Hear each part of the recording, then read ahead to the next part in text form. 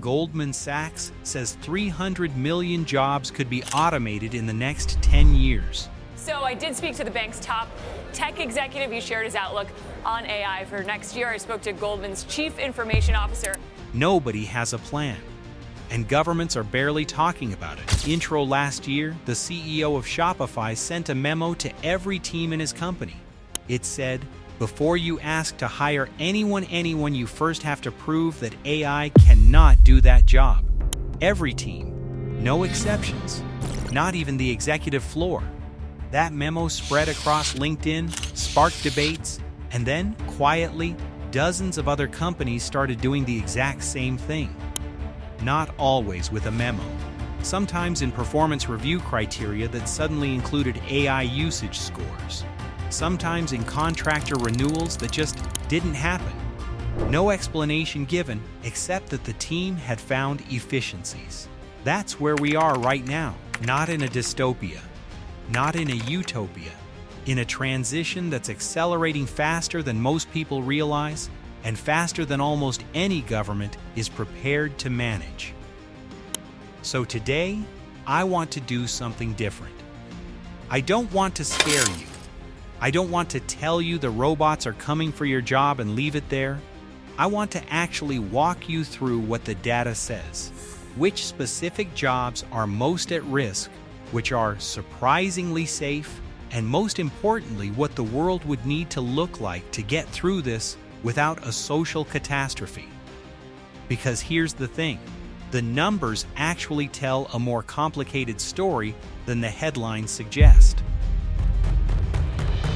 Let's start with the headline everyone cites. The WEF's Future of Jobs report projects that by 2030, AI and automation will displace 92 million roles globally, but create 170 million new ones. That's a net gain of 78 million jobs. Sounds reassuring, right? But here's what that number buries. The problem isn't the total, it's the timing. The jobs being destroyed exist right now, held by real people with mortgages and families and skills that took years to build. The jobs being created require completely different skills: AI engineering, data analysis, cybersecurity, and the gap between those two worlds is where the damage happens.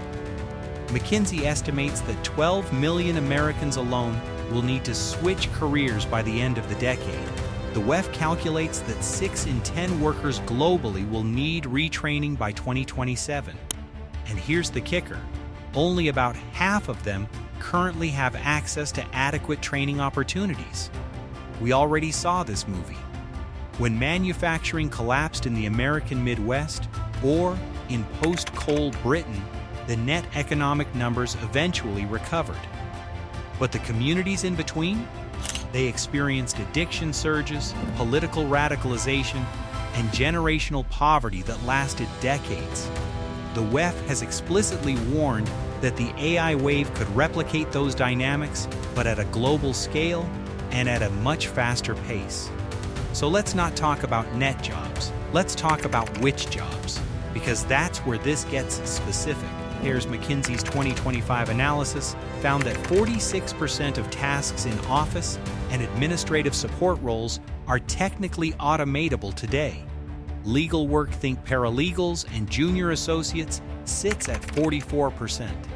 We're already watching paralegal salaries drop 10–15% as AI handles document review and research.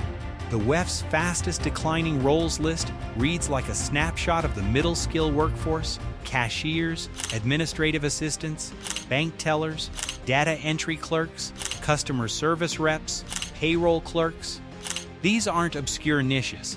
These are among the most common jobs in the world.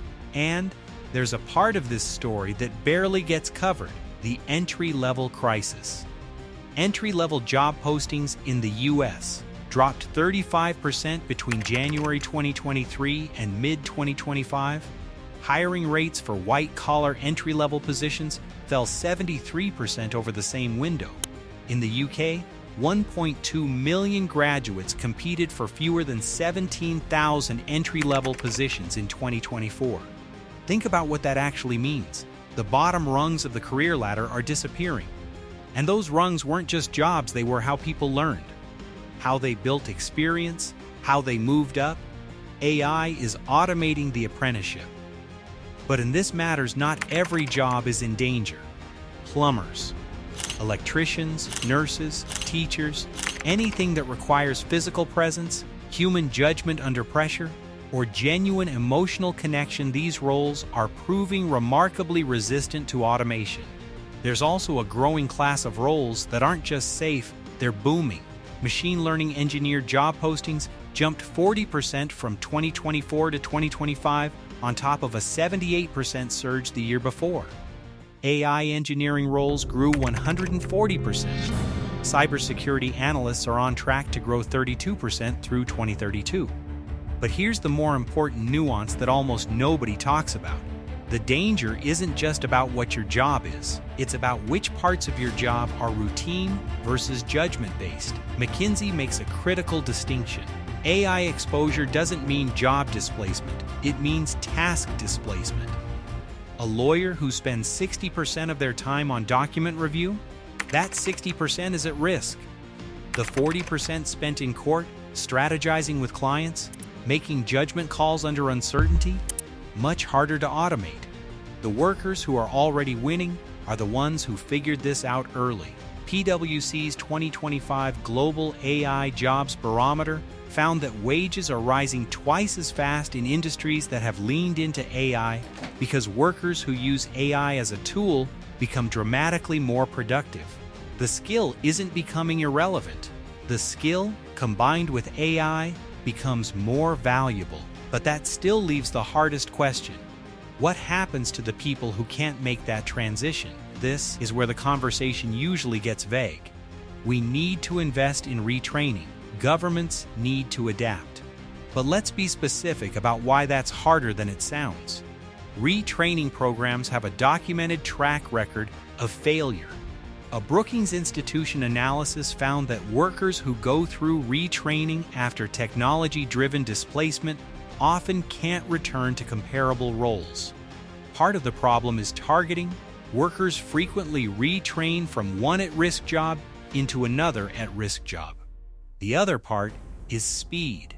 Previous industrial transitions played out over decades long enough for education systems and labor markets to adjust. AI capabilities are advancing in months, not decades. A worker displaced in 2026 might retrain for a role that's itself automated by 2028. The WEF estimates that 11 out of every 100 global workers will need retraining but are unlikely to receive it. That's roughly 120 million people at medium-term risk of redundancy. What would actually need to change? Genuinely portable benefits not tied to a single employer. Education systems designed for continuous learning, not front-loaded degrees. Social safety nets with transition buffers long enough for real reskilling to happen. And honest conversations about whether some form of income support like Ubi needs to be part of the equation, given the evidence from pilot programs in Finland, Kenya, and Stockton, California. Right now, most governments are debating this in speeches. Very few are building the infrastructure to handle it. Here's what I want you to take away from this. The question isn't whether AI will ultimately create more jobs than it destroys. History and the WEF data both suggest it probably will. The question is, who captures those gains and how long is the gap in between? If you're thinking about your own career, figure out which parts of your job are routine and which require judgment. Build AI fluency not because it's trendy, but because the data is clear that workers who use AI tools command higher wages, not lower ones. Focus on human-centric skills, relationships, creativity, physical presence, ethical judgment, and zoom out. This isn't just an economic story. It's a political one, a psychological one, a story about what happens to communities when the structure of work changes faster than the systems meant to support it. We've been here before. The difference is that this time we can actually see it coming. The only question is whether we'll use that time.